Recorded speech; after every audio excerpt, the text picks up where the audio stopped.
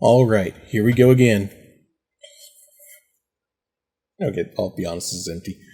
If this is your first time with me, this video is part 2 of a probably 5-part series exploring the optics of Star Wars and basically listing every single black character in Star Wars canon. At least, all the ones I could find.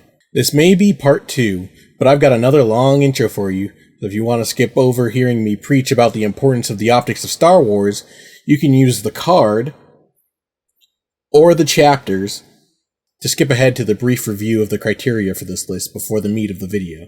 The reason the optics of Star Wars are so important is, well, for one thing, due in part to the absolute double whammy powerhouse the Star Wars brand is.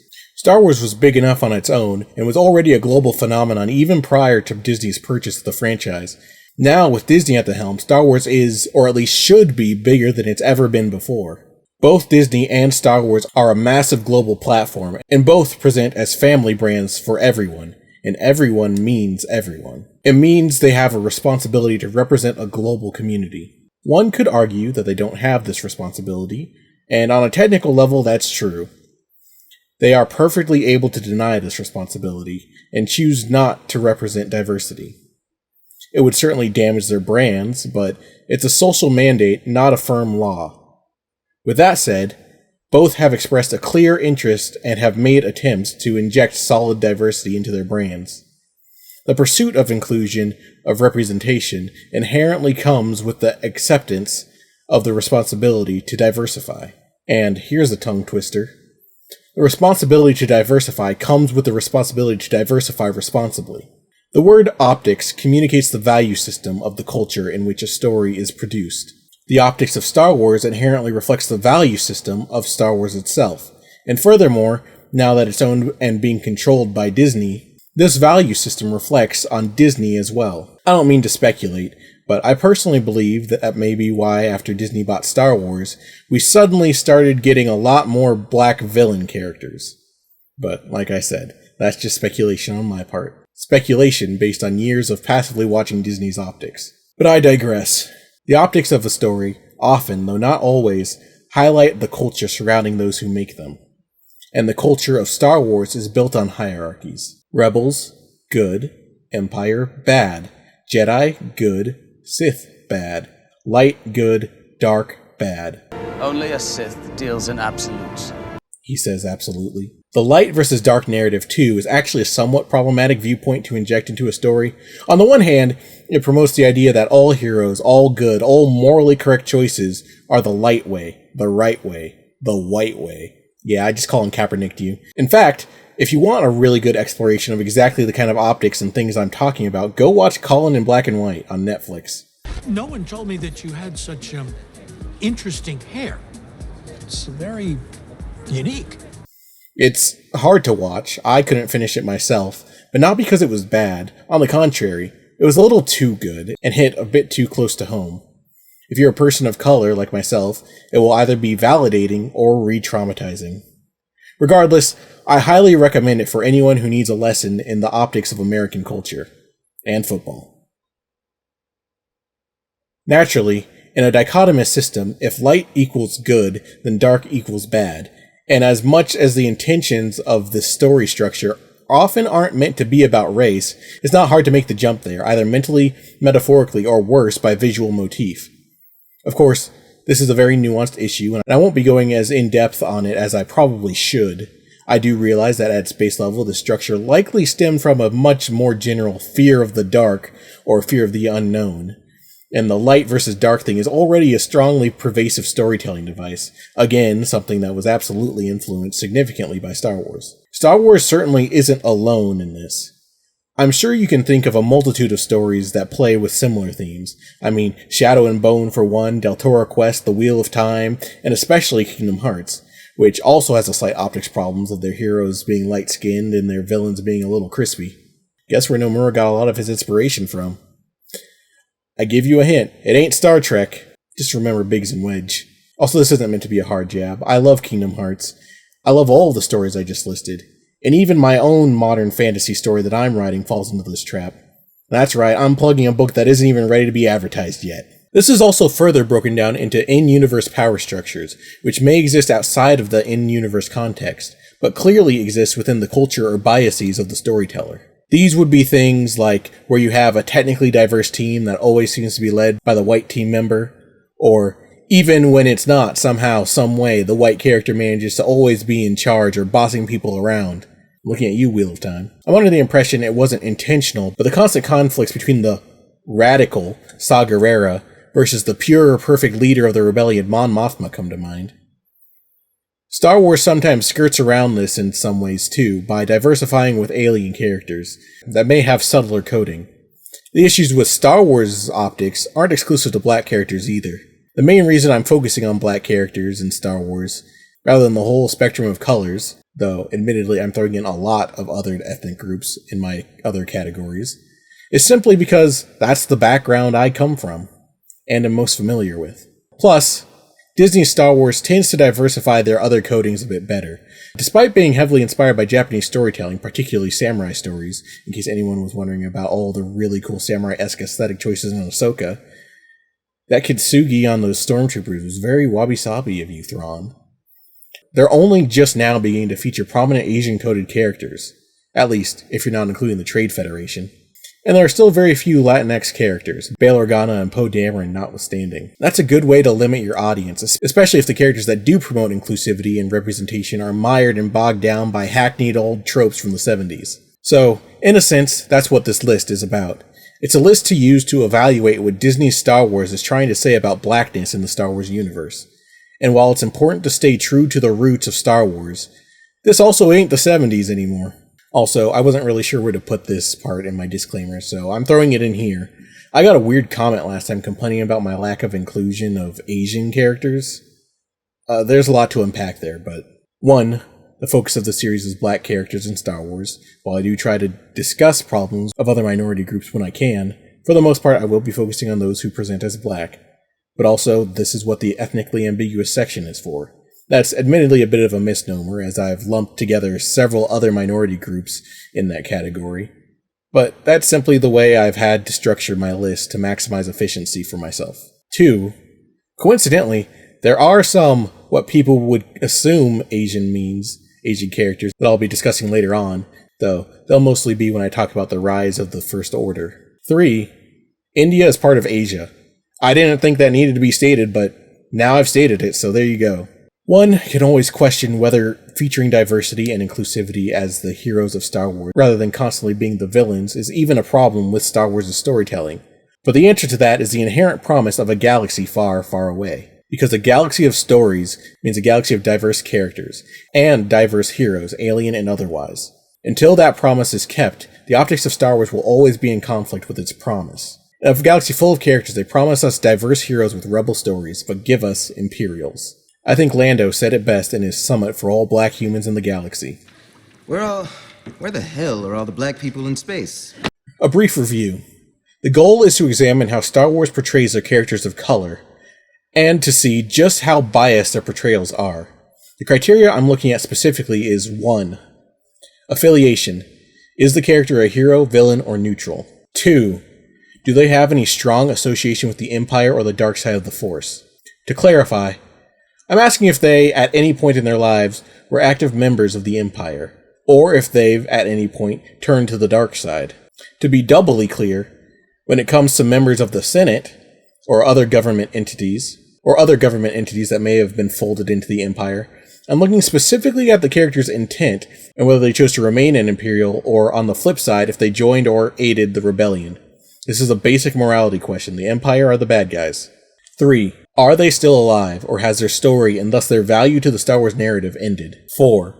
How large of a role do they play in the narrative of Star Wars, or the stories they appear in? Also, a minor adjustment from my previous video. While working on part 1, I felt my original ranking system may not have been fleshed out enough. I ended up lumping in most of the characters into the minor category, which gives characters like Katuni, who had various roles in the Clone Wars, and, when looking at the Clone Wars alone, may have been considered a major character, or protagonist even, ended up having the same rank level as someone like Senator Lyric, who appeared in one episode of Tales of the Jedi, died, and didn't do much else. As such, I'm going to add an additional rank of side character. So now the ranking system is major, side, minor, and background. Major characters were either primary protagonists featured in the Star Wars universe, your Finns, Landos, Luke, and Anakin Skywalkers, etc. This rank also includes characters who may have had a massive impact on the galaxy, such as Mace Windu or Jar Jar Binks. The new side character rank will go to minor characters that played large roles in their respective series, or may have been a brief or temporary protagonist. Secondary characters.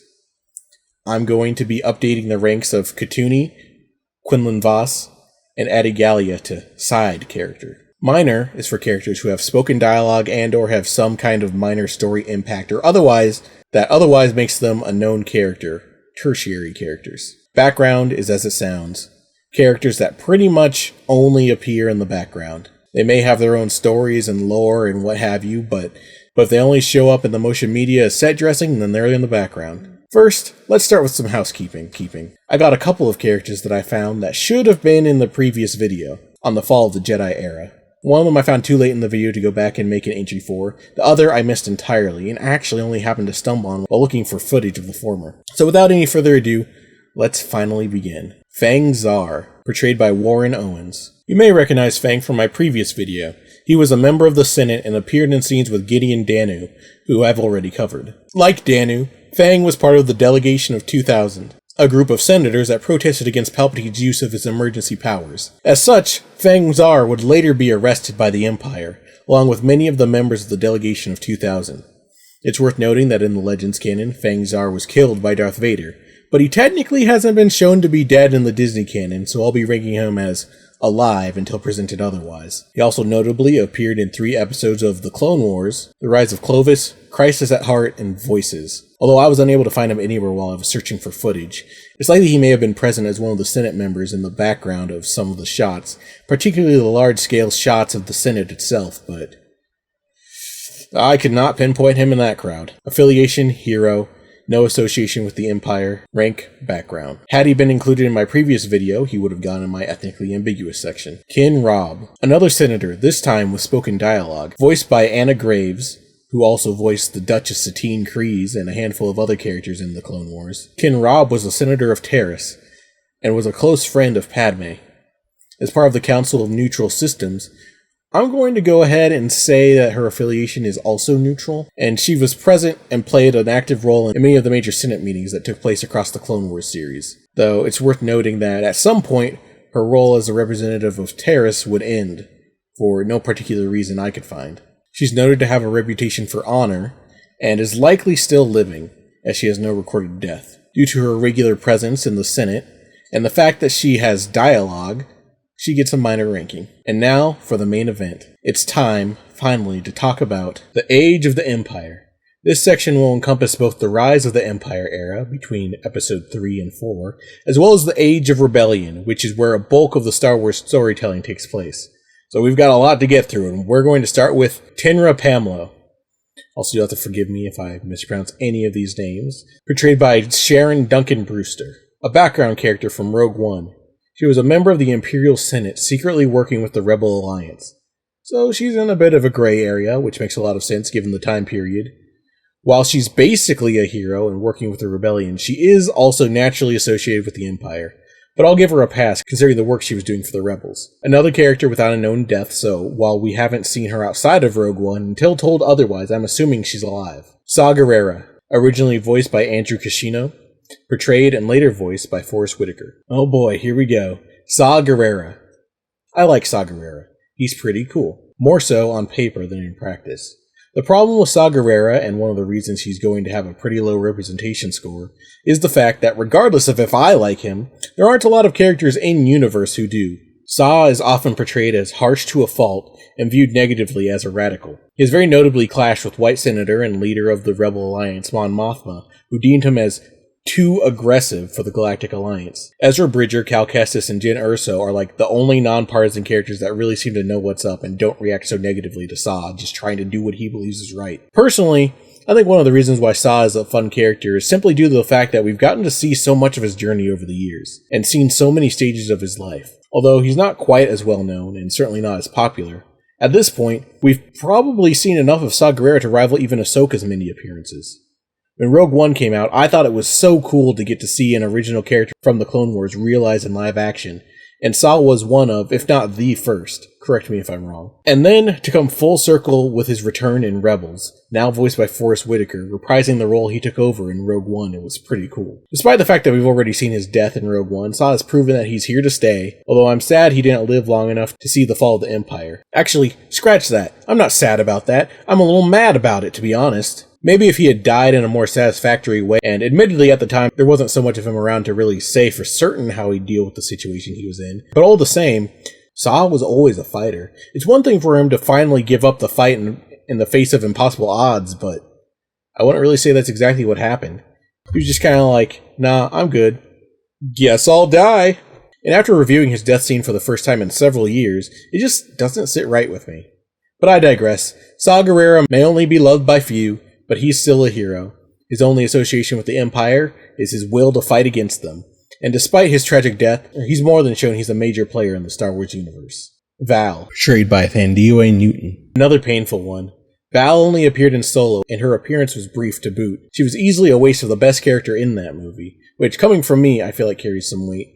Because unlike most people, I actually kind of like Solo, a Star Wars story. It has its issues, boy does it have its issues, and the way it erased a good chunk of Han's history and, his actual family, I felt did a disservice. But I felt Alden Ehrenreich did surprisingly well in the role of Han, and Donald Glover as Lando was quite possibly the best casting in post-Disney Star Wars. But this isn't about Han or Lando, it's about Val. Not that there's much to say. Like so many on this list, she got done dirty. She was a hero, though as a smuggler, her actual affiliation is more on the neutral side of things. To be honest, I'm not really sure how smugglers really fit into my ranking systems, as in Star Wars they're often portrayed positively as heroes, though the act of being a smuggler in and of itself is generally a bit seedy. Regardless, I think it's good to have representation in all aspects of Star Wars, so I can't view having a character as a smuggler as a bad thing, just as long as it's balanced.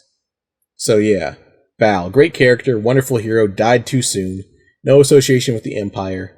In my ranking notes I have her listed as major adjacent, since she was the romantic partner of Beckett, who was a major character in that movie, and also since she was such a ray of light while she was in the movie. I just really don't have the heart to fully demote her to minor. So in that case, I guess her official ranking will be as side. Now, on the topic of Solo, hello, what have we here? Landonis Balthazar Calrissian II, portrayed by the legendary Billy D. Williams of many a blaxploitation film. Another icon, the original icon, and let's be honest, probably the most iconic and well-known black character in Star Wars besides Mace Windu. After his first appearance in The Empire Strikes Back, Lando quickly became a core member of the Rebel crew, and even managed to work his way into being one of the primary classic cameos in the sequel trilogy. I guess I probably don't need to talk about Lando much. He has about as much legacy and history as the rest of the OG cast. He's a beloved character and a legendary star. His rankings may not totally reflect this, however. I think he may be another that can skate by on the bias of his legacy and overall role, because some of the other criteria I'm looking at, he falls into a couple of holes for. So, again, I want to reiterate that flawed characters are good characters. And really, the only reason Lando's ranking won't look too good is mostly because it's weighted by everyone else on the list. Lando is a wonderful character and a solid hero. He's a smooth talker and very charming. Although, as a result, many characters, mostly the men, and also Leia and Hera, tend to view him as a bit seedy and in some cases untrustworthy. Typically this is a first instinct sort of reaction that fades over time as the characters come to see how loyal and dedicated Lando truly is. Like Val, he's also a smuggler, which I'll just note here, though I'm still not sure how exactly this works in my rankings. It really doesn't seem fair to just ding every smuggler for being a smuggler, but some of Lando's particular feats of note include losing the Millennium Falcon to Han Solo in a bet. Also worth noting, he regularly cheats at gambling. He sold out Han and Leia to the Empire, directly resulting in Han Solo being encased in carbonite. Of course, to be fair, Lando did make amends for this, and he was even involved in Han Solo's eventual rescue, immediately after the initial carbonite incident. He's also seen, borrowing some of Han's clothes for some reason. I guess that's just the Millennium Falcon uniform. He also, at one point, albeit part of a larger plan, sold Hera Syndulla into slavery during the events of Rebels, which isn't a very good look. That was a really useful tray. He's shown to have a great respect and reverence for the arts, which is pretty cool. As far as an association to the Empire, Lando is in a bit of a gray area. He's never been part of the Empire or anything like that, but he did make the aforementioned deal to sell out Han and Leia in his first appearance. So, there's at least a mild association, though admittedly he was under duress. On the bright side, Lando is fortunately still alive and absolutely qualifies as a major character. The moment we've all been waiting for. I think out of every character on this list, this one is the one I've gotten the most comments about asking her to be on the list. Cere Junda, portrayed by Deborah Wilson. Spoiler warning for Star Wars Jedi Survivor. Admittedly, I haven't even finished the game yet, but I just figured I'd warn you. Okay, we good? Here's yet another one that hurts. At least, a little bit. I'll get the spoiler out of the way right off the bat. I actually got spoiled myself because, like I said, I haven't finished the game yet, and I have not gotten to this part in the game. But while I was doing my research for this list, I came to discover that Cere does not survive Jedi Survivor. This is particularly tragic for this list because, a brief spoiler for the list, at least an earlier version of it, at one point on this list, she and Lando were the only two black characters in Star Wars that qualified as major characters that don't technically have associations with the Empire and are still alive. They both scraped by on technicalities, but I was willing to be lenient, but now that Cere is gone, well, it may just be Lando. We'll see though. Like I said, that was an earlier version of the list, and I've made a lot of additions since then. In any event, Cere Junda was Cal's Jedi friend? I'm hesitant to refer to her as his master, given the circumstances, but in Jedi Fallen Order, she rescued him from the Inquisitors and joined him on his journey. They would eventually part ways by the time of Jedi Survivor, and then Cere dies sometime after reconnecting with Cal on Jedha. I don't know how yet. I don't want to spoil myself further, but yeah. Cere is a hero, although she very notably has a troubled past. She's viewed with resentment by her ex-Padawan turned Sith Inquisitor Trilla, and her actions are blamed for the capture and eventual turning of Trilla. Trilla tries to sow seeds of doubt about Cere and Cal, attempting to transfer her resentment towards Cere into him, and particularly citing a time when Cere became overwhelmed after seeing Trilla as an Inquisitor and tapped into the dark side of the Force to escape. Trilla makes a big deal out of this, like, ooh, you shouldn't trust her, she used the dark side once, woo! Although this is a minor occurrence, the story definitely treats and intends it to be a major one. And so I do have to note officially for the record that Cere does have a technical association with the dark side, although she fortunately did not succumb to it fully. Given her role, at least in Fallen Order, I've given her a major character ranking. Rae Sloane, portrayed briefly by Dion Aldain in Star Wars Squadrons. I need to stop putting all the painful ones right in a row. Fortunately, this one isn't painful because of what becomes of Sloane or anything like that. This one is painful because Rae Sloane is quite possibly one of the single most important characters in the sequel trilogy. And, had you even heard of her? Maybe you have, if you're invested in the Star Wars novels, as she has appeared in the Aftermath series, A New Dawn, and various other novels. To be honest, I completely forgot she even made a brief appearance in Squadrons. But there's been nary a whisper of her in any of the films or shows taking place between the fall of the Empire and the rise of the First Order. Why haven't we ever seen her in any media? So, I guess for those who don't know, I should explain that Rae Sloane is basically the mother of the First Order. Not only was she instrumental in the survival of the Galactic Empire after the Battle of Endor, but after becoming the Grand Admiral, among other things, she and the Hux family took several child soldiers and hid out in the unknown regions, eventually becoming the part of the Imperial remnant that became the First Order. Not only that, but in the book A New Dawn, Sloane also came into contact with Kanan Jarrus and Hera Syndulla. So she clearly gets around. I just don't understand why we never get to see any of the things Sloane has done. But I digress. She's an accomplished and cool character, but as far as her representation score goes, she's very much a villain. Not only that, but one of the top villains. She is one of the most significant sources of the villainy seen in the sequel trilogy. Just about all of it leads back to her. Her association with the Empire is self-evident. As far as I can tell, there is no official instance of her death, so I assume she's still around? Or maybe she's died quietly off page somewhere. I just don't know why she hasn't shown up again if she is alive. And as far as her character rate goes, I don't know. She should be a major character, but she hasn't even shown up in the background of any of the films or shows or anything. And let me tell you, I have confused so many characters for, oh, is that Sloane sighting? And of course, all of them were wrong. So, that's Sloane, I guess. Can't wait for the where are they now on her. Leave it to Star Wars to shaft their most important characters of color, even the villains. Reva Sevander, third sister, portrayed by Moses Ingram. I wanted to like her. And I think Moses Ingram did a fantastic job portraying her. But right off the bat, we're kicked in the face with so many bad optics, it was honestly appalling and a little bit triggering. Before I discuss how badly her character was bullied and butchered, let's get the easy bit out of the way. Affiliation, villain. Association with the Empire, yes, she's an Inquisitor. Because of course they needed to have another black human Inquisitor.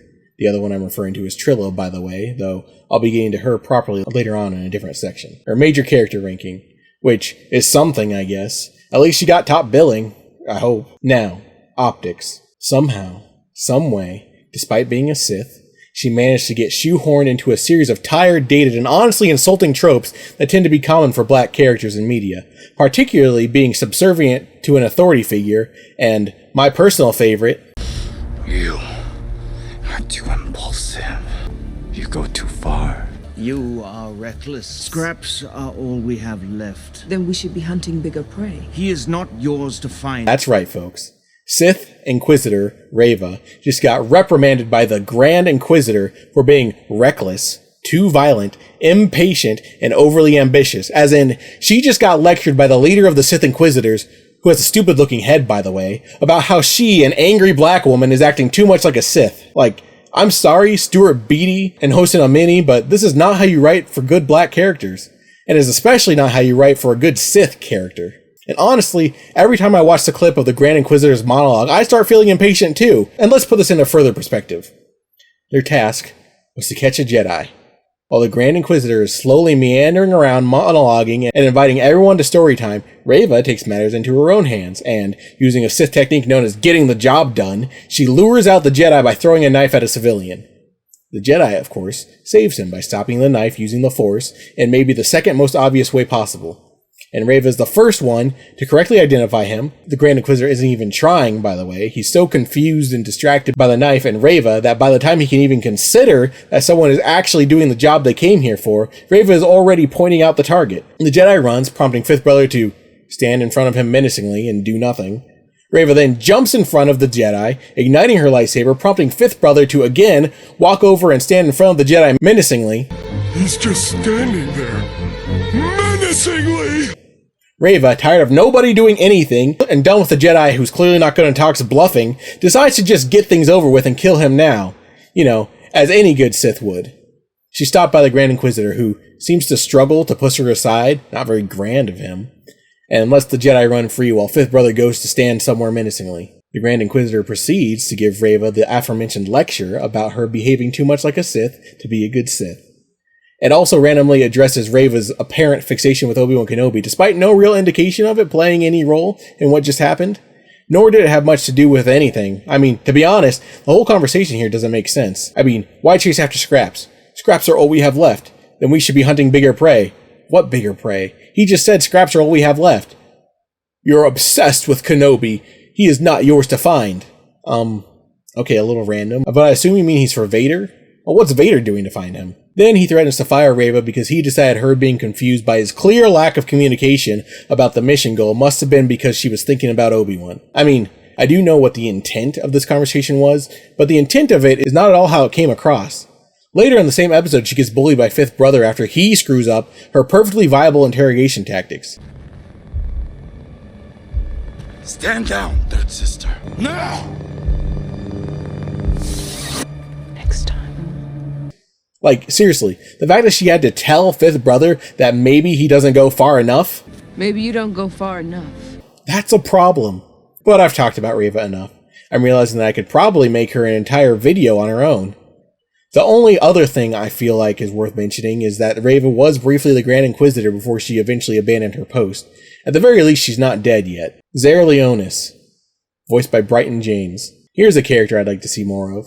He kind of disappeared later on in Rebels, and I would have liked to see his quest to find his sister play out on screen rather than being relegated to a series of books. Regardless, Zare appeared in 2 episodes of Rebels, and in spite of his brief tenure, he made an impression. He was one of the Imperial cadets that Ezra befriended during his infiltration at the Academy for Young Imperials on Lothal. Despite his association with the Empire, it's very much worth noting that the primary reason Zare joined the Academy was to find his lost sister, which he eventually succeeded in doing. Again, I wish Zare had shown up more. He was a helpful ally to Ezra, more so even than Jai Kell, who Ezra had also befriended at the Academy, and yet Jai Kell is the one who returned to become a series regular, and later even a senator of the New Republic. Don't get me wrong, I do love Jai Kell a lot, especially given that he was voiced by Dante Basco of Last Airbender fame. It's just that Jai Kell was just kind of there and got swept into Ezra and Zare's story, and then Zare, who had a very compelling origin and story through line, just kind of vanished.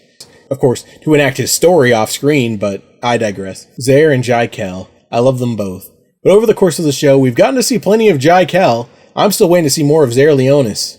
So the final tally: affiliation hero, association with the Empire, yes, but as a spy, had some close calls, but no known deaths, so as far as I'm concerned, he's still alive. Although he may have played a lead role in his own story series, he only appeared in 2 episodes of Rebels. Still, he was given enough focus and impact to be ranked as a side character. Jai Kell.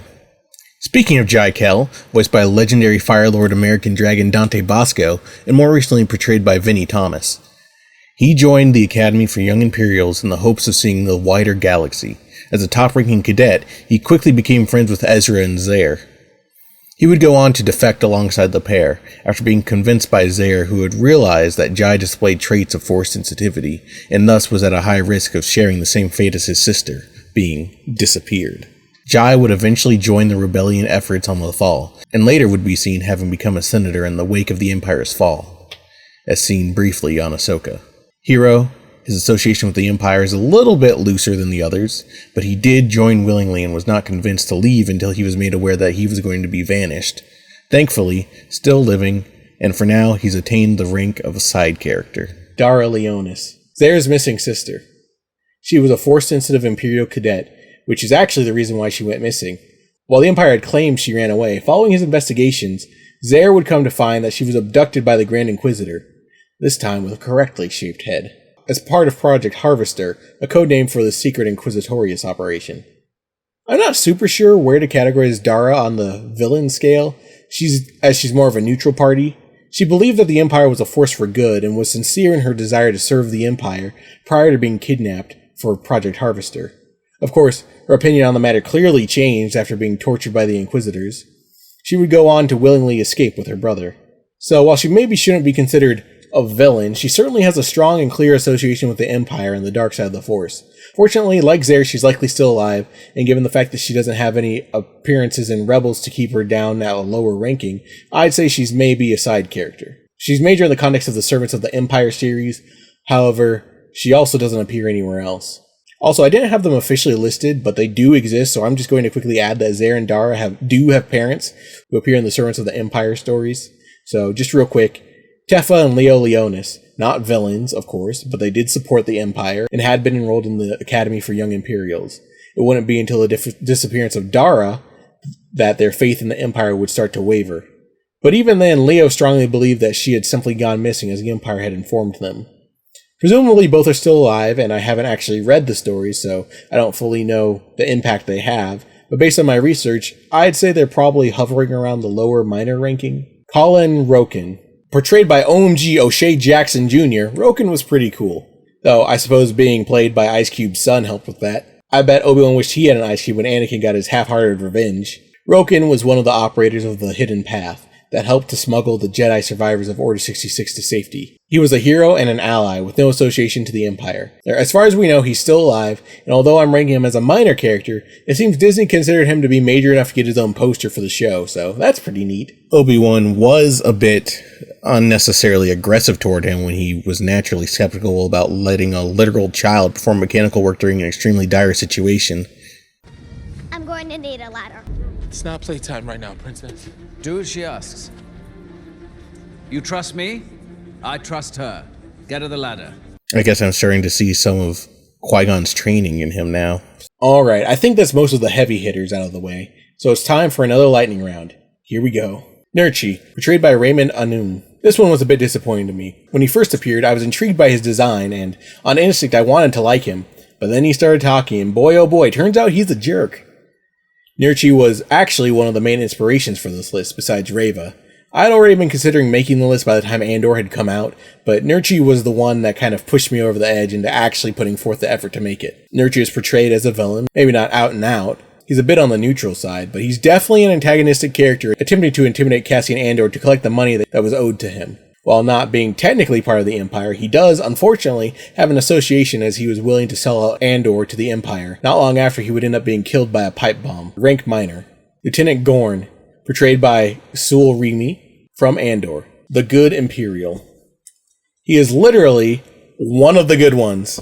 Technically neutral. He was an Imperial lieutenant turned rebel spy, killed during the rebel team's raid. Minor character. Taramin Barcona, portrayed by Gershwin Eustache from Andor, gets ignored by his white boss during his introduction and is antagonistic toward Cassian joining the team. Can I speak with you? Let's get Clem settled in. Vel. The posts on the corral are down again. Now, unless you two want to be chasing animals all day, I'd get out there now. Okay? Ex-stormtrooper turned rebel, killed during the raid, minor character. Lieutenant Blevin, portrayed by Ben Bailey Smith, Andor, lieutenant in the ISB, that's Imperial Security Bureau. Competitive foil made for White Daedra Mero to step all over on her way up to the top. Still alive, minor rank. Burnock, portrayed by Rasak Kukoi, Andor. Prisoner in the Narkina 5 prison complex. Dead, background character. Jaco, portrayed by Jacoby Swain, Obi-Wan Kenobi. Con artist. No association with the Empire. Living, minor character. Bravo, portrayed by Russell Richardson. Another mild spoiler for Jedi Survivor. Hero, no association with the Empire, killed during the prologue of the game, minor character. Fee Genoa, voiced by Wanda Sykes. I haven't watched season 2 of The Bad Batch yet, which is why she's in the lightning round, rather than more of a focus character. Hero, no association with the Empire, living. I have her listed as minor character, but again, I haven't finished The Bad Batch, so she may play a larger role than I currently realize. Might be more of a side character ranking, to be honest. Santa Staros, smuggler from the Star Wars comics, notably hunted Han Solo at one point, hates Dr. Aphra, has no qualms about killing Imperials, but also has threatened to turn Han Solo over to the Imperials, so as someone who hasn't read any of the stories she's been in, it seems as though she may be somewhat neutral in affiliation. As far as I can tell, she's still alive. She appeared in several comic stories, but I'm not sure if she's more of a major or minor character. But I'm going to hazard a guess and say probably side? Ketsu Onyo, voiced by Gina Torres, hero, Mandalorian friend to Sabine Wren, also an ex-Imperial Academy student with Sabine Wren. Still alive, minor side character. She's treated as important enough to bump her over just being minor, but overall I feel she still has a lot to offer that's been left on the table for now. So, you are on this council, but we do not grant you the rank of master. What? Felzonis, portrayed by Rajavan Vasan, an attendant within the ISB, reprimanded for unkempt appearance, still alive, minor character. Shap Hazard, voiced by Imari Williams, mayor of an island on Pabu. Friendly, no known association with the Empire, still alive, as far as I can tell. I haven't finished The Bad Batch, but he seems to at least have a speaking line, so I'm going to say minor character. Lyanna Hazard, voiced by Andy Allo, the daughter of Shep Hazard, friendly, no known association with the Empire, still alive, minor character. Box Guard Wright, portrayed by Kingsley Amadi, one of the Imperial box guards from Andor, villain, due to being part of the Empire. Unnamed, so definitely background, shot in the leg and then presumably killed by Cassian Andor himself, albeit off screen. Night Shift, number 3, portrayed by Romario Simpson, one of the unnamed prisoners on Narkina 5. He's the guy that said, He told Zinska. Neutral, non-Imperial. I'm not totally sure, but I'm going to assume he survived the Narkina 5 incident. Technically, he has dialogue, but he's still more of a background character. Clem Andor, portrayed by Gary Beadle, Cassian Andor's adoptive father, and the one from whom Cassian got the Andor name. Personally, I think his name should have been DJ Cleb Andor, but that's a joke only for the true Diego Luna fans. Watch 3 below if you don't get it. He is, of course, dead, as he was unjustly hanged on Rick's Road after trying to quell a protest against the Empire. I'm a little unsure of how to classify his affiliation, so I'm going to go with neutral, but he is at least not Imperial, and as far as we know, he never has been. Jezzy, portrayed by Pamela Nemvet from Andor, brought food and medicine to Marva, neutral affiliation, no known association with the Empire, alive as far as we know, background character. North 1, portrayed by Abraham Popula from Andor, villain and part of the Prio-Morlana corporate tactical forces, which were the armed forces of corporate authorities and viewed themselves as the Empire's first line of defense. As far as I can tell, he's still alive. Background. Unidentified Primor Officer Number 4, portrayed by Joel Tony Buengo. Villain, due to being part of the Prio-Morlana security inspection team. Alive. Background. Tech Op Number 2, portrayed by Daniel Odison. He's that tech op in the background on that Imperial base in the Andor episode, The Eye. Villain, Imperial, alive as far as I'm aware. Background. Astro Traffic Control Officer, portrayed by Peter Benkel. Worked for Prio-Molara, so villain, Imperial, living. Background. Wendy, portrayed by Katrina Nair. This poor girl seemed to be in a relationship of some kind with Cassian Andor when he was falsely arrested and sent to Narkina 5. I don't think she ever got that Revnog she asked for. To be honest, I'd kind of like to know what happened to her. The show didn't treat her as very important, but their choice to include her existence at all raised a lot of questions, but no additional context was ever presented. Also, I find it funny that there's such little information about her that the only thing really worth noting in the personality and traits section on her Wikipedia page was that she enjoyed green Revnog, neutral affiliation, no association with the Empire, hopefully still alive. She has some dialogue but provides such little impact that she really doesn't exist more than being a background character. She's kind of treated like set dressing. It's also worth noting that she asked for Cassian to pick up some Pizzos along with the Revnog. Pizzos being a stem, red drug, in the form of a pill, which we can see her taking during her brief scene. Now, with the information I was able to dig up on Pizzos being limited, I will admit it's not totally clear what specifically Pizzos do or are used for. They are legal stems, and in most cases, stems tend to be used for medicinal purposes. It's unclear if Wendy needs the Pizzos for a particular medical condition. We really have no real knowledge of the purpose of these Pizzos, other than the fact that this black character is asking for, essentially, drugs and alcohol. So, it's a gray area for sure, but it's interesting to me that we have an instance of the annoyingly common black character associated with drugs trope. Unidentified pit crew member, number 1, portrayed by Victor Ali. His name kind of says it all. He was a pit crew member on the Arrestor cruiser in the Andor episode Daughter of Ferrix. Villain, Imperial, living. Background. Soldier number 1, portrayed by Michael Akinslayer, one of the soldiers in the Andor episode The Eye. Villain, Imperial. It's unclear if he survived, but for now I'll say living until proven dead. Background. Strong woman, portrayed by Nassi Barrow.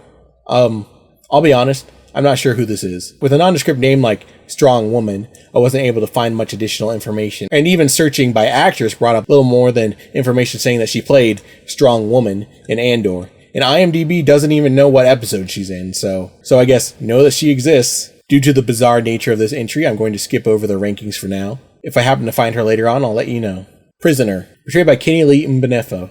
I actually had this guy listed for his role as an unnamed prisoner in Andor, but as it turns out, he gets around. He apparently also played one of the stormtroopers in The Force Awakens, a dark priest and a market trader in Rogue One, and a mud trooper in Solo. For his role as a prisoner, neutral affiliation, no strong association with the Empire. Unclear if he survived the Narkina 5 incident, but I'll put him under living until proven dead. Background. It's worth noting that there are several other black prisoners in this arc of Andor. Where the hell are all the black people in space? Hey Lando, I think I found them. I don't know if that joke is just tacky or poignant. Anyway, I can't say for sure that I listed them all. In fact, I'm confident that I likely haven't. But I found as many as possible and have included them on this list. As for his role as Mud Trooper in Solo, villain, Imperial, living as far as we know, background, although he was the squad leader. For now, I won't be covering his roles as the Dark Priest or Market Trader in Rogue One, but rest assured, they are background characters. Kandra, a lieutenant in the Alliance military, killed in a bombing of the Rebel base. Hero, no known association with the Empire, dead, minor. Barlin Hightower, a pilot in the Alliance to restore the Republic. In the original Legends canon, he was a part of Rogue Squadron and aided in delaying the AT-AT walkers during the Battle of Hoth. In Legends, he has no recorded death as far as I could tell.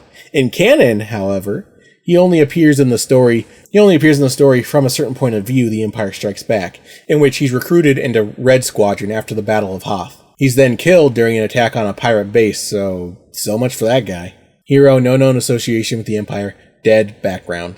Isdam Edian, portrayed by Quentin Pierre, one of the Cloud City security officers. He accompanied Boba Fett during the transportation of Han Solo after he was frozen in carbonite. Neutral, his only real active note was aiding Boba Fett, albeit with a special note that he was working under duress and was not Imperial himself. Living background. Miority, engineer in the Alliance, repaired C-3PO at one point. Not much else to say despite the fact that she appeared in like 14 issues of the Star Wars comics. Hero, no known association with the Empire. Living. I haven't read the comics yet. Normally I'd say background given how little I can find about her. But also given the fact that she's in 14 issues, I have to assume she plays more of a minor role.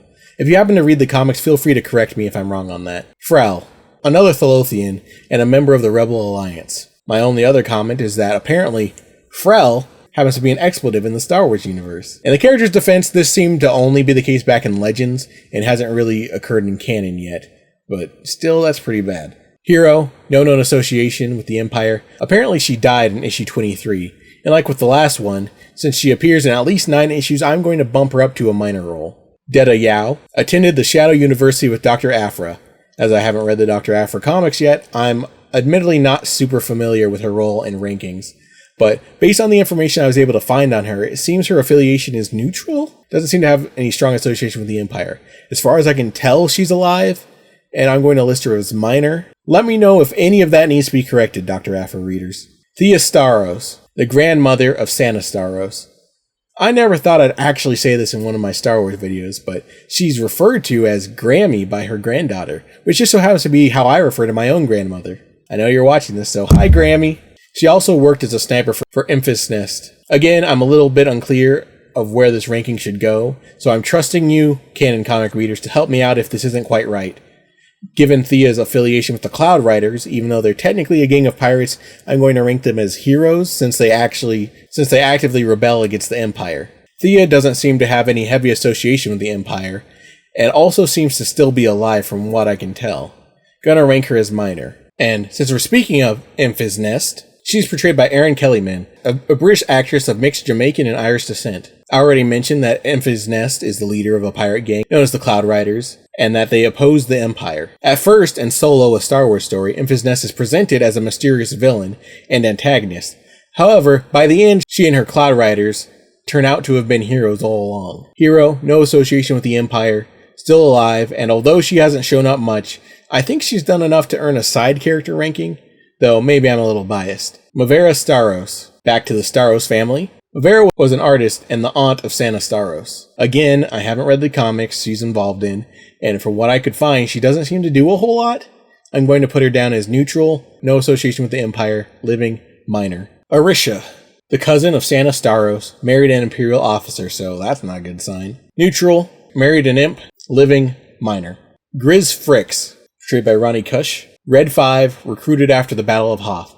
He was killed in the dogfights during the Battle of Endor. Referred to as a hothead, though he was defended by Wedge Antilles, who clarified that Fricks had no trouble flying in formation, but would break formation to chase down targets. It's also worth noting that in Legends canon, where the character has a bit of a deeper history, he's noted to have been raised in a prejudiced society on Deveron, as humans on that planet were considered a minority. Something that only became further aggravated by the Empire's rule, which was part of what inspired him to join the rebellion. He was at one point favored to join Rogue Squadron, but fell victim to an accident that left him psychologically scarred and unfit for active service. This was, of course, prior to him eventually rejoining active duty for the Battle of Endor, where he flew a little too close to an Imperial Star Destroyer. Ciena Ree, LP 888, first appeared in the Lost Stars novel and webcomic. She was a member of the Imperial Navy. She would continue to be a part of the Empire through to the First Order until she was eventually captured by the New Republic. Interestingly, she was romantically involved with Thane Kyrell, giving Star Wars a multiracial couple to add to their representation belt. Of course, in this case, I'm not sure it was handled the best, as naturally the pair become divided on either side of the war, with white hero Thane ending up defecting from the Empire to join the Rebel Alliance, and later, the New Republic, leaving Ciena Ree to stay the villain, loyal to the Empire. Villain, Imperial, still alive as far as we know, though she's dead to the Empire, and seeing as she started her own story, I think it's only fair that she be considered a side character. Captain Brunson, voiced by Leslie L. Miller, named after Jessica Brunson, the look development production coordinator for Star Wars Rebels. Brunson was a captain in the Imperial Navy and appeared in the episodes Ghost of Geonosis and Through Imperial Eyes. She was presented as gifted but lacked experience as a commander. It's worth noting that she is one of very few Imperial officers that's portrayed as having any degree of camaraderie with her subordinates, so I guess that's somewhat cool. It's a shame we don't get to see much of her. Villain, Imperial, living as far as we know, minor character. Ghani, portrayed by Letitia Wilson, who also played Dirla Pittys in The Last Jedi. One of the hostesses at the Leisure Zone brothel in Andor. Ghani will help you. Neutral affiliation, no strong association with the Empire. Living, background character. Zenska, portrayed by Mensa Bediako, one of the named prisoners on Narkina 5 in Andor. He acted as sort of an informant for Kino Loy, as the pair would briefly swap stories as they changed shifts. Neutral affiliation, no heavy association with the Empire. Presumed living, minor ranking. Jim Bach, portrayed by Brian Bovell, one of the named prisoners on Narkina 5 in Andor. He worked at the same table that Cassian was assigned to.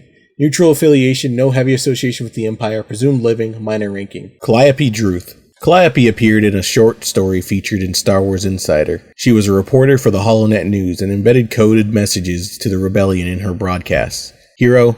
As for her association with the Empire, that's a little bit harder to determine, because the holocast that she was working for was an Imperial Holo newscast, and she was literally the voice of the Empire, as per the holocast. However, seeing as she was working as a spy and giving information to the rebellion, in particular, she sent out warnings about the Empire's interest in Jeddah before Rogue One. So as per my rule of intent, I'm going to say no association with the Empire, even though she technically is very heavily associated with the Empire in this short story.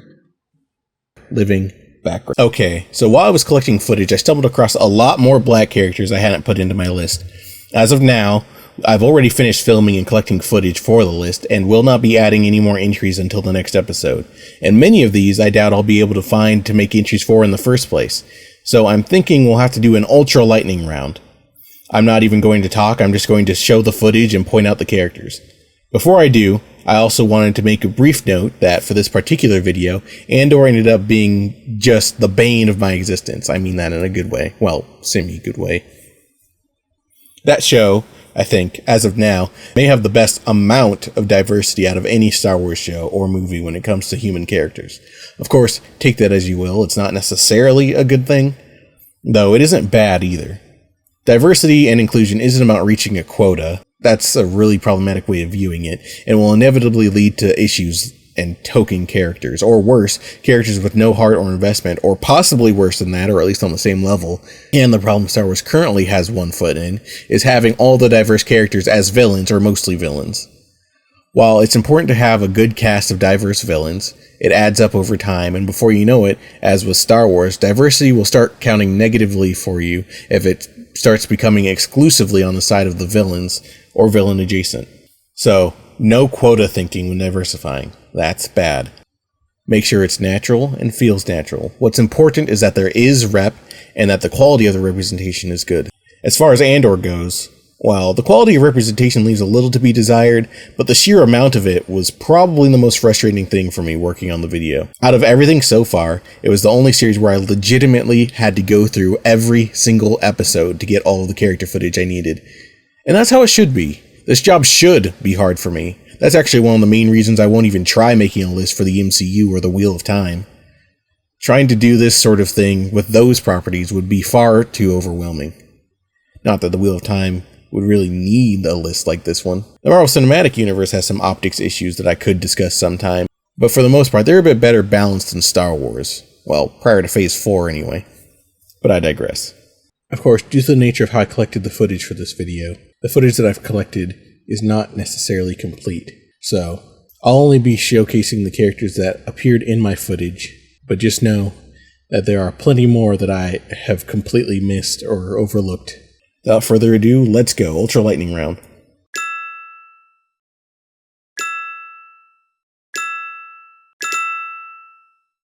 Hey, it's the hurry. Got some place to be? To see you. If doing nothing becomes the greatest risk of all. Somebody. Back down. Business as usual. What is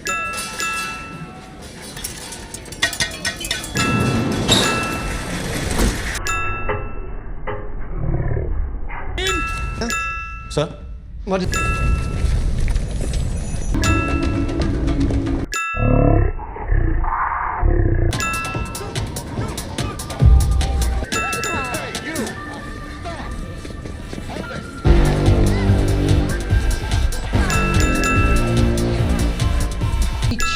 fleeing the scene of anti-imperial...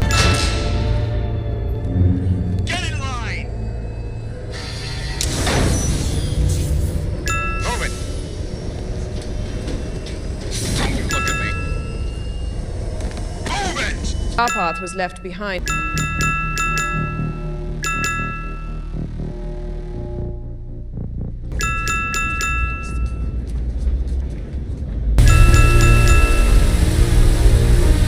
You feel under threat? Personally, here, yes.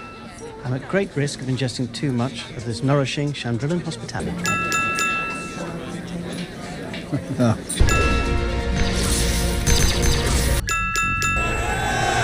Right now, get up. Stop the work. You know it. If we wait until they figure that out, there are 5,000 of us. If we can fight half as hard as we've been working, we will be home in no time. One way out! One way out! One way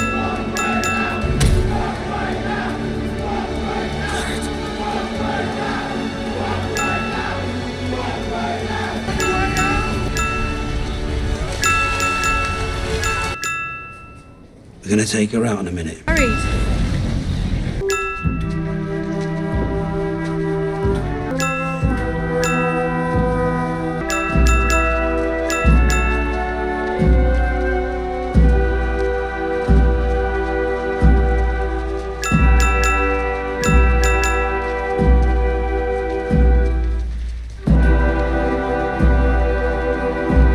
You've got a lot of guts coming here after what you pulled. It involves a Jedi place. I love you.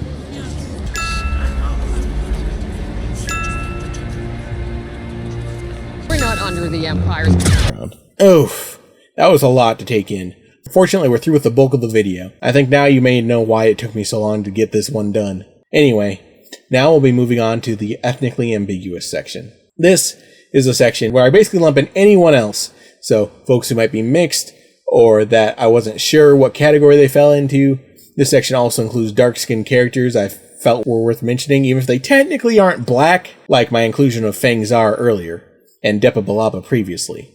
For now, though, let's start with Trace Martez, voiced by Bridget Cali Canales. She and her sister first appeared in the second final season of The Clone Wars, where they befriended Ahsoka Tano.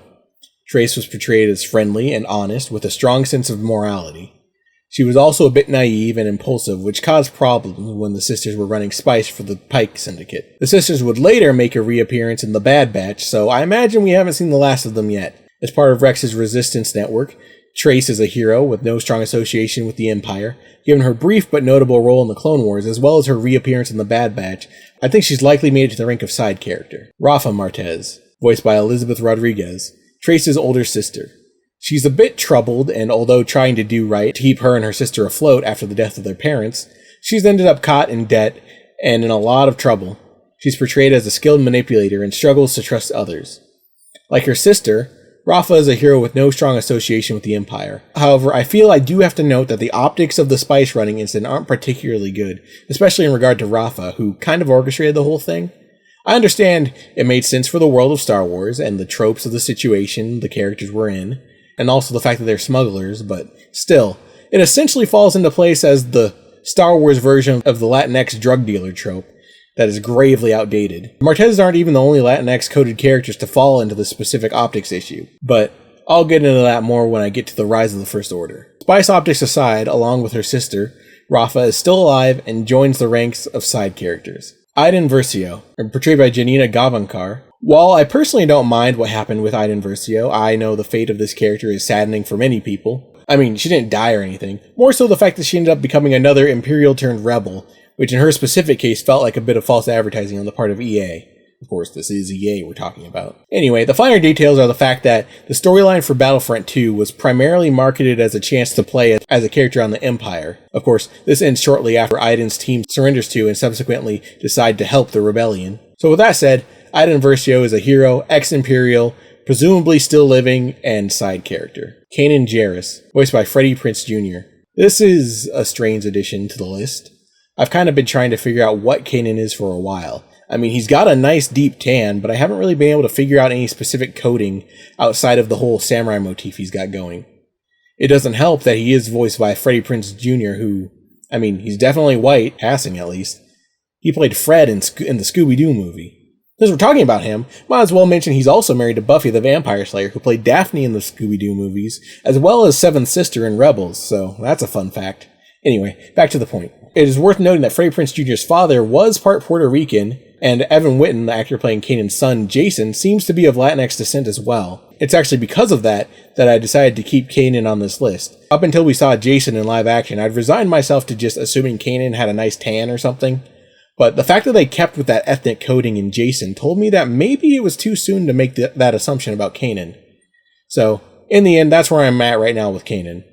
Of course, the man's a hero, no association with the Empire, died a legend, major character. Speaking of legends, not the Star Wars canon for once, I just mean an actual legend. Ezra Bridger, voiced by Taylor Gray, portrayed by Aman Esfandi, of mixed Ecuadorian and Iranian descent. I'll be brief, as I feel Ezra likely isn't someone I should have to explain much. And if I do have to explain him, then you really ought to go back and watch Star Wars Rebels. It's one of the best things post-Disney Star Wars has ever produced. And it paved the way for Ahsoka and half the things Disney Star Wars is doing now. Anyway, I remember fondly one of my first thoughts when I was introduced to Ezra for the first time as being, isn't this just Star Wars' Aladdin? Wait, you did all this for fruit? All this for a loaf of bread? What? And, I mean, with all the rumors that Disney was gonna cast Mena Massoud back in the day, clearly I wasn't the only one. Obviously that didn't happen, and I thoroughly enjoyed Aman Esfandi's performance. I was genuinely shocked at just how much he felt like Ezra. Certainly more than I can say for the Grand Inquisitor, but I digress. Ezra's a hero of the rebellion and the savior of Lothal. No association with the Empire. Thank the Force he's still alive. Major character. I imagine his role will only grow larger moving forward. Trilla Suduri, second sister, portrayed by Elizabeth Grulon, an actress of Dominican descent, a Sith Inquisitor, and the ex-apprentice of Cere Junda. Following the Jedi Purge, she and her master were captured and tortured, eventually leading Trilla to become an Inquisitor. She was used in an attempt to manipulate Cere to turn, which did have the effect of Cere utilizing the dark side. However, Cere escaped rather than become an Inquisitor. Trilla is a villain and the primary antagonist of Jedi Fallen Order. As previously stated, she was a Sith, and she died at the hands of Darth Vader in the Inquisitorius HQ on Nur. Given her role in the game, I don't feel comfortable putting her below the rank of side character, despite her one-time appearance. Cinta Kaz, portrayed by Indian-born British actress Varada Sethu. She was one of the rebels in Luthen Rael's resistance network on Andor.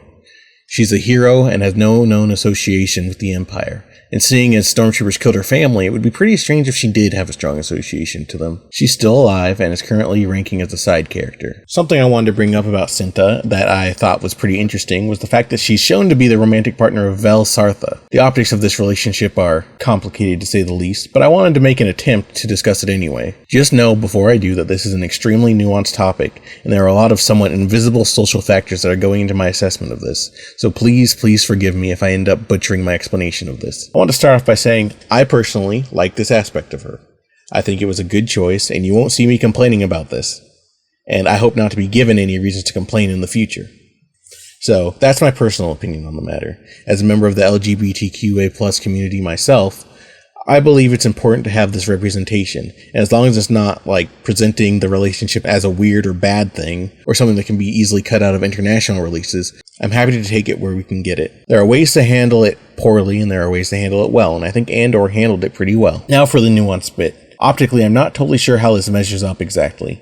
On the one hand, it's really nice to have a prominently featured multiracial couple. That's great on its own. On the other hand, it's really nice to have a prominently featured LGBT couple.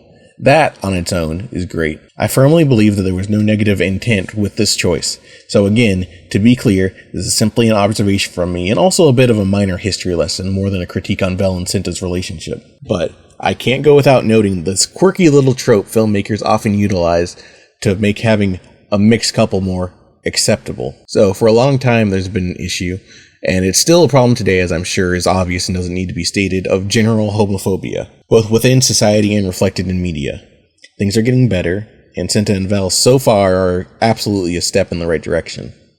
There have also been and continue to be issues of racism, subtle or otherwise, which also should go without saying, although if some of the weird responses to the last video are anything to go by, it does need to be said. Historically, filmmakers have tried to bury their black and other non-white characters. This typically happens on a hierarchy of skin tone, think that Family Guy skin tone meme, and also consider observing that when there are 2 or more dark-skinned characters in the show, which of them is generally depicted or treated better. A lot of times it'll end up being the lighter one. And historically, filmmakers have tried to bury their gay characters, or indicate the taboo of being gay in some way, shape, or form. There are of course exceptions to both of these scenarios. What I'm saying is this.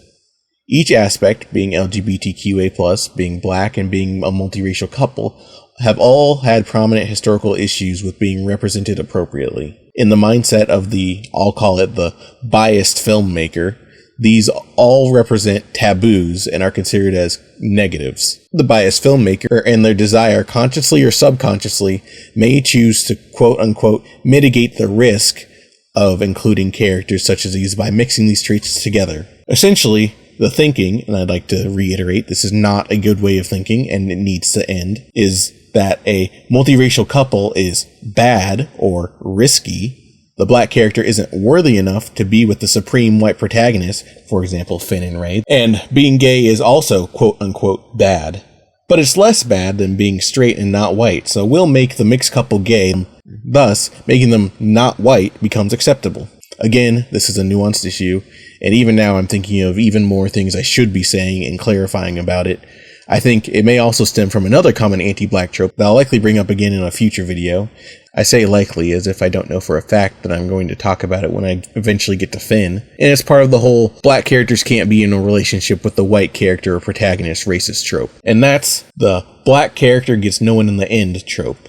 Spoiler warning, but in recent memory, the Owl House comes to mind. And just to be clear, this isn't a jab at Owl House. That show did a lot of good in the representation department, especially LGBTQA+ representation, and especially overt representation for Disney. But it just left me wondering, why didn't Gus get anyone? Luz got Amity, Willow got Hunter, and even Ada got Rain. Who does that leave Gus with? King? It's possible they may have intended Gus to represent the ace part of LGBTQA+, but they already had some ace rep, albeit minor. And also, why'd they do that to Gus, the darkest character in the show? It's worth noting that this complaint comes from someone who identifies as ace himself. I don't know. It's just weird to me. Anyway, I'm taking up quite a bit of time on this one, so I'll wrap things up. With that said, whether it was intended to make the multiracial couple more quote-unquote acceptable or not, I don't personally think it was intended that way. It's just a double win in my book. That's it for the ethnically ambiguous section. Now I've got some non-canon characters I've decided were significant enough to discuss. So here are my non-canon inclusions. Lieutenant Colvette Valeria, voiced by Vet Nicole Brown, from the LEGO Star Wars series The Freemaker Adventures, as well as several other LEGO Star Wars projects. She's the leader of Blue Squadron and regularly worked with the Freemakers. She even hung out with Obi-Wan Kenobi, and anyone that can convince him to sing and dance is cool in my book. Gamorrean girls and Gamorrean guys fly like a ship through the star-filled skies. My only question is, where is she? I mean, why hasn't she been canonized yet? Okay, I understand that canonizing any of the LEGO characters is a bit of a goofy concept, but I see no reason why they can't.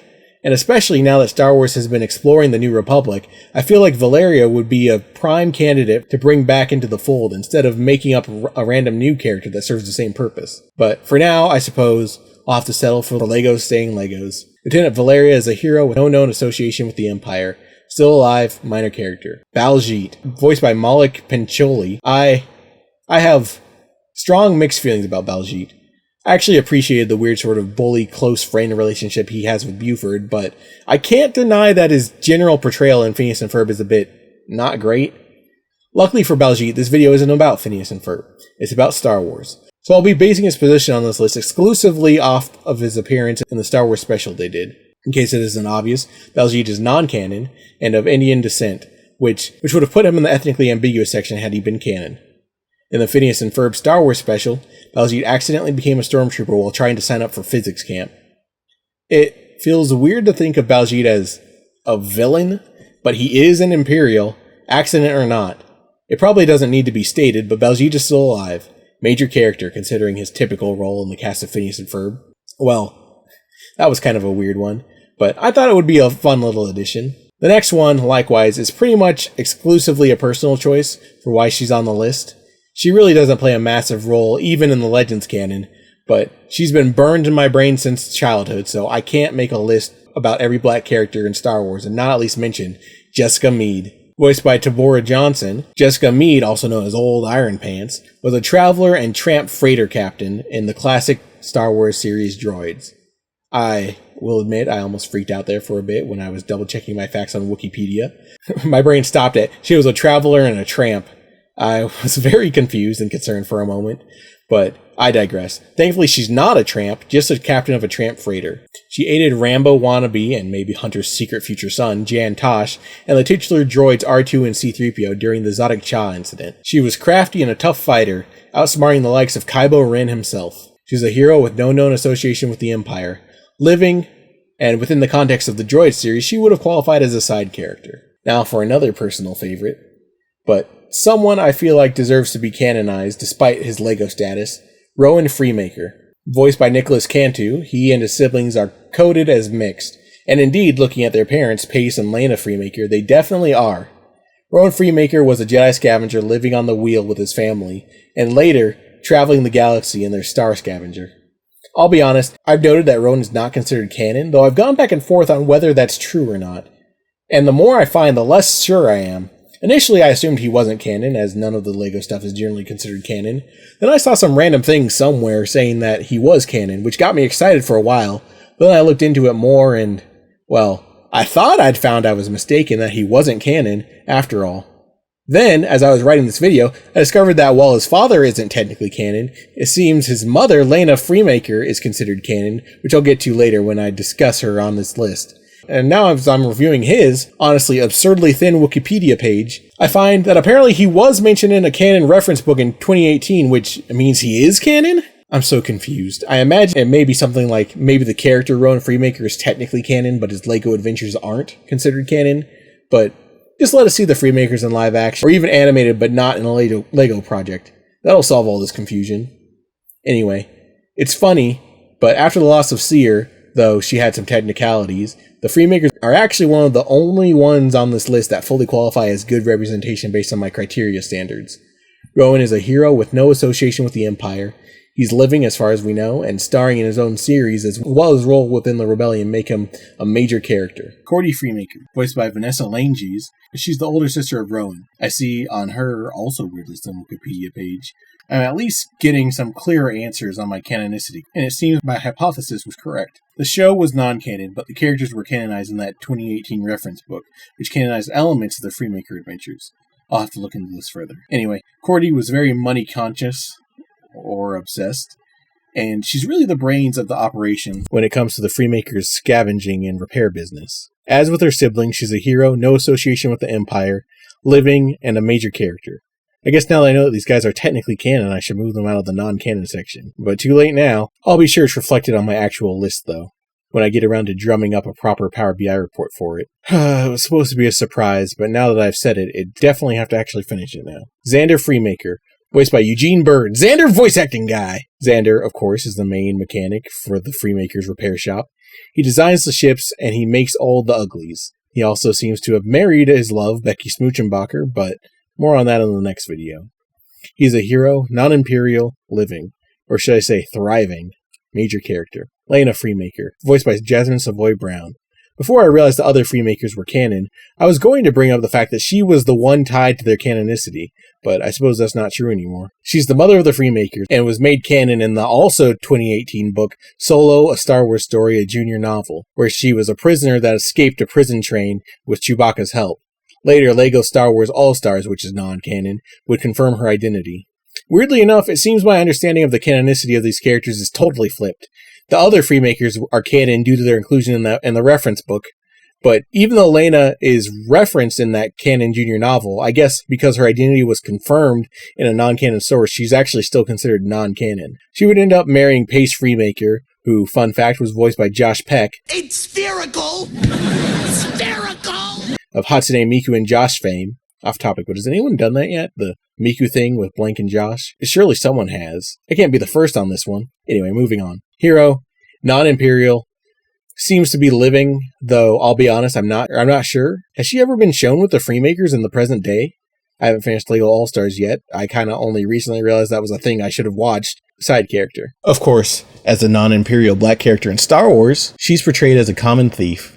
I mean, maybe she's more on the Robin Hood side of things, but really? X-Wing pilot number 3, shown fighting an Imperial pilot on the Freemaker adventures. Hero, non-Imperial, living, technically has dialogue, but really more of a background character, considering he goes unnamed. Citizen, random citizen from the Freemaker adventures.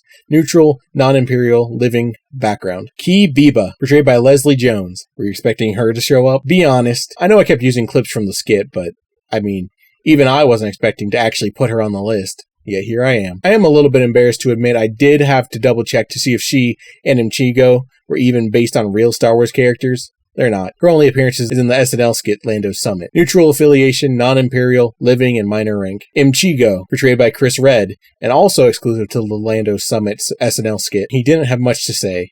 Neutral affiliation, non-Imperial, living, and minor rank. And that's it for the non-canon characters this time around. If there's a non-canon black Star Wars character you want to shout out, feel free to go for it in the comments. I'm always happy to hear about more black characters in Star Wars, especially since I'm mostly focusing on canon. We're almost done, just got a few more categories to go. This time, we only got one honorable mention. Han Solo, portrayed by Glenn Turman. Hold on, that's not right. Okay, so I'll admit, this never actually happened. I mean, obviously Han Solo is portrayed by the legendary Harrison Ford, but I figured it was worth a shout out since it almost happened. I'm sure many of you have heard by now, and if you haven't, you have now, but Han Solo was nearly cast as a black man. In particular, he was intended to be played by actor Glenn Turman. There are plenty of articles about this on the internet if you're curious about learning more, but the TLDR is that according to Turman, he had auditioned for the role, forgotten about it, and due to not seeing a black character in the original film, assumed the whole character had been cut, as he hadn't realized it was Han Solo. He apparently didn't find out he was almost Han Solo until the book Skywalking: The Life and Films of George Lucas was released, which is where it revealed he was up for the role prior to Harrison Ford. According to the aforementioned book, apparently Lucas backed off from casting Glenn due to the romance arc between Leia. I wonder why that sounds familiar. It's a shame, and I understand the times were very different, but I guess for now, that's still one thing at least that Star Trek did better. Still, I'm really curious about how different the world would be, for both the real world and the in-universe world of Star Wars if Han Solo had been black. It certainly would have been interesting. I know Star Wars at one point had a series very similar to Marvel's What If, and I really doubt they ever did a What If Han Solo was black. But it might still be fun for a little one-off story or something sometime. And I mean, it could also just be a minor aspect. I don't think it would be a good idea to build a whole story around Han being black. Just like some AU concept where he happens to be black. I typically don't draw fan art, but maybe it's time to start. It makes me wonder if that's related to Lando deciding to wear Han's clothes.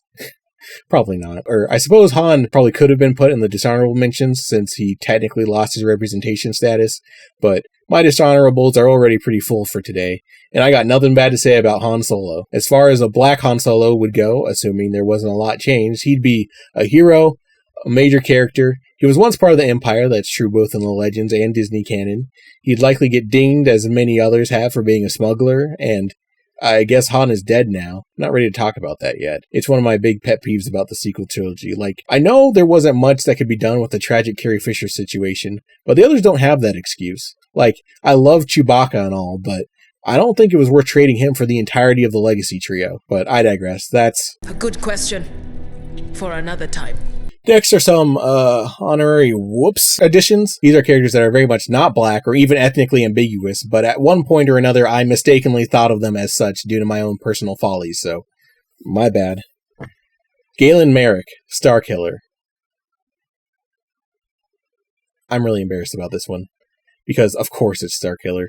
You may have noticed by now he's one of my 3 primary Star Wars obsessions. I'm not sure if anyone else mistook Starkiller for being ethnically ambiguous. I'm assuming not, especially since his design is so obviously based on Sam Witwer, but given his somewhat dark complexion, at least in the game, I perceived him as being ethnically ambiguous for a lot longer than I care to admit. I guess technically it's more of a pale complexion, but somehow they got him pale to the point where it turned around and started looking dark again. It wasn't until a somewhat recent replaying of the original game that I saw the General Starkiller costume for the first time, and suddenly I realized I was a little sad at first, but then I looked at Sam Witwer and it all clicked into place, and then I just felt silly for ever being confused about it. So, yeah, whoops.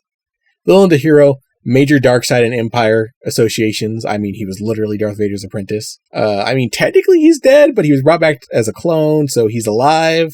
Side character. All right, here we go now. On to this episode's dishonorable mentions.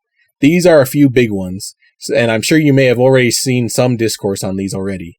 If you read the Ahsoka book, you'll know who I'm about to talk about. Dishonorable mentions. Village Sister, voiced by Dana Davis. Interesting.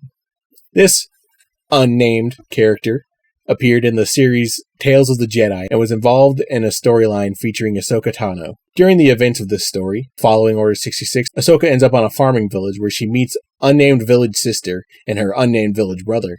Shenanigans arise and Ahsoka uses the Force to save unnamed village sister. Of course, unnamed village sister noticed that Ahsoka used the Force and tries to be friends. This all falls through when her unnamed village brother overhears and reports Ahsoka to the Empire. An Inquisitor is sent and destroys the village. Ahsoka defeats the Inquisitor and calls Bail Organa to help the unnamed villagers. This is where things get a little complicated, because if you've read the canon until this series came out book, Ahsoka, then you'll be familiar with the storyline that this episode is based on. Caden Lardy, who played a role more or less identical to unnamed village sister, was a brown-skinned human girl, lighter than Mace, darker than Rex, and the older sister of Miara Lardy, living as a farmer on the moon of Rada. Rada. Okay, Rada.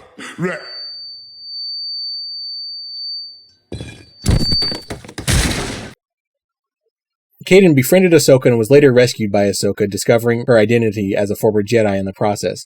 Caden was then captured by the Sith Inquisitor's sixth brother, who used her to bait Ahsoka. Ahsoka defeated Sixth Brother, stole and purified his lightsabers too. Caden also admits to having feelings for Ahsoka, giving her some additional LGBTQ rep. Bail Organa then came in and helped with the evac. So it seems that rather than going to the existing Ahsoka novel, Filoni went to the outline that the book was based on. That's an excuse, and I don't think it's a good excuse, but it does explain why this retcon occurred. I'm not sure if Filoni had even read the Ahsoka book. I imagine he's pretty busy, and Ashley Eckstein stated that the novel wasn't discussed during production of the episode.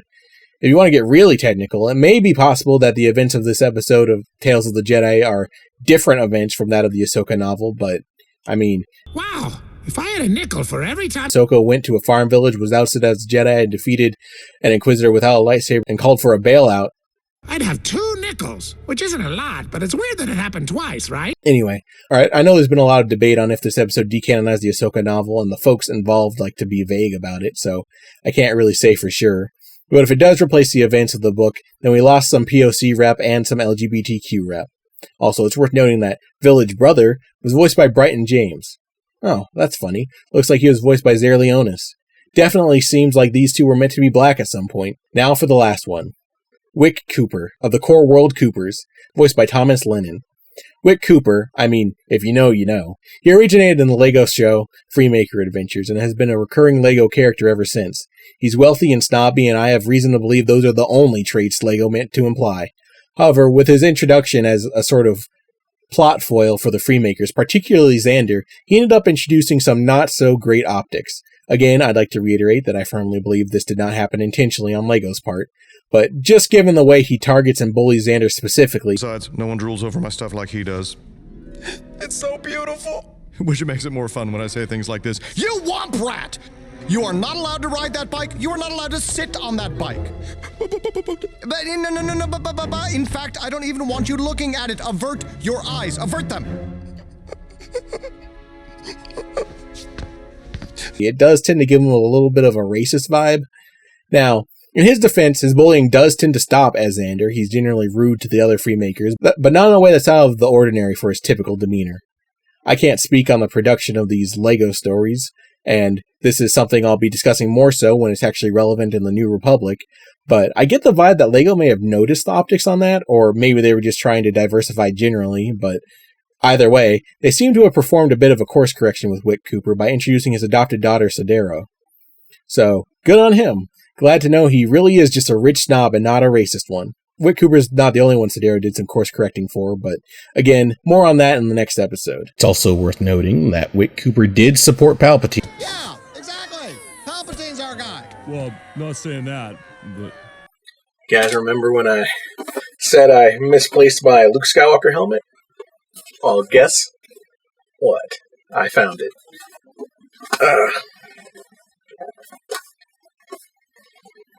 Alright, I'll just get started. Just trying to adjust my lighting. I want it to be a little bit golden, but mostly this is supposed to be blue and then the purple of the black light. Unfortunately, those colors are very similar. Actually, I shouldn't be trying to adjust it with my visor on because it's orange, and the orange naturally blocks out the light. So what I'm seeing, personally, might not even be reflective of what you guys are seeing. Oh my god. I got an itch on the top of my head, and I have to scratch it. I have to take the whole helmet off. Ugh. And now my face looks all sweaty. It's not too hot. I typically have a lot of fans in here because my room happens to be the hottest room in my house. But it's a little rough without the fans on, but not too bad today. I've been a little bit surprised this helmet isn't as stuffy as I thought it would be, but it doesn't mean it's not stuffy at all. The answer to all of your questions is Abeloth. Of course, naturally, as soon as I start talking about how not stuffy it is in this helmet, it got really stuffy in there. It was starting to fog up and everything.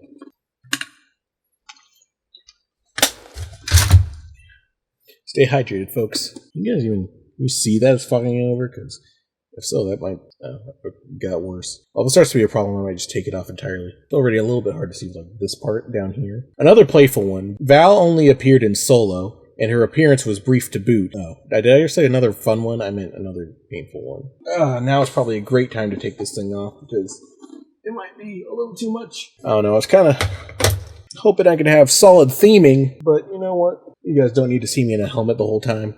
But I'm not going to put the hood up because this is an era where there aren't a ton of Jedi, and the Jedi that do don't wear robes. Which really, I probably shouldn't be wearing the robe either, but then it would just be me in my glowing green shirt, and I don't know, does that do much? Okay, well, whatever, I took it off now, so we'll keep it. Maybe I can find like some kind of blue cape or something. Oh, this is hot. It's been sitting under my other black light. Hey, let me know if you recognize this jacket, guys. Oh, you know what? The more I think about it, though, this is actually very fitting considering Donald Glover. I guess I could have done something yellow, but you know what? I'll go with this. You know what? I think I'm going to be right back. Somewhere in my house, there is a Imperial hat. I was unable to locate the Imperial hat. That reminds me, I need to make sure my phone is staying charged. Don't want... Whoop. Everything's fine. Situation normal. Portrayed by OMG O'Shea Jackson. Played by OMG O'Shea Jackson Jr. Or portrayed by OMG O'Shea... Oh, this is harder than I thought. Portrayed by OMG O'Shea Jackson Jr. Portrayed by OMG. Portrayed by OMG O'Shea Jackson Jr. Portrayed by OMG O'Shea... that helped to smuggle the Jedi survivors of Order 66 to safety. He was no hero... Sorry, he was a hero. Oof. My throat is getting rough. I have to teach a class tomorrow. Hopefully this won't ruin my throat. Almost done though. And she's really the brains of the operation when it comes to the Freemakers' scavenging and repair business. Sorry about the little sound hiccup there. She's the mother of the Freemakers, and she was made canon. Sorry, I'm not supposed to be wearing my headphones.